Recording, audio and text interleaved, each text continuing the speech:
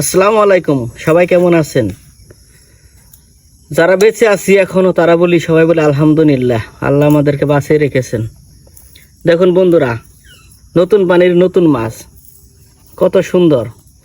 আসলে কি জানেন, যাদের এলাকায় পানি আছে, বর্ষা মাসে পানি আসে, তাদের এলাকায় যে এরকম মাছ এত সুন্দরভাবে মারা যায়, মানে বলার মতো না।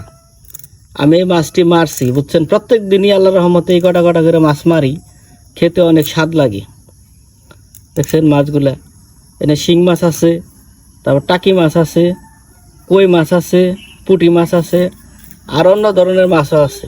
পাঁচ মেশালি বললেই চলে। মাছগুলা খেতে সেই স্বাদ।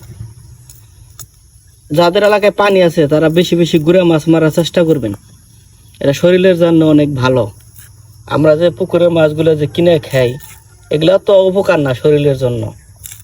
আসলেই আমরা যতটুকু পারবো বর্ষা মাস আসলে পারা কিছু হলেও এই জংলা মাছগুলো খাওয়ার জন্য চেষ্টা করবেন। মুরব্বীরাও খাবেন, যাতে ছোট ছোট যে মাছগুলো আছে বাজারে বিক্রি করে, ধরে নিয়ে এগুলো আপনারা বেশি বেশি খাবেন, চোখের জ্যোতি বাড়বো। অনেক উপকার ছোট মাছে। যাদের এলাকায় এরকম ছোট ছোট মাছ মারেন, আমাকে কমেন্ট করে জানাবেন যে হ্যাঁ আমিও মারি। আমার অনেক আনন্দ লাগে মাছ মারতে, আমার রেশ আছে মাছের, মাছ মারতে পারি। যাই হোক, মাছগুলা কেমন লাগলো আপনাদের কাছে জানাবেন। সবাই আমার চ্যানেলটা একটু সাবস্ক্রাইব করে দিবেন।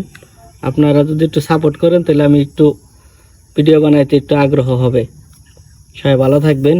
আসসালামু আলাইকুম রহমতুল্লাহি ওয়া বারাকাতুহু।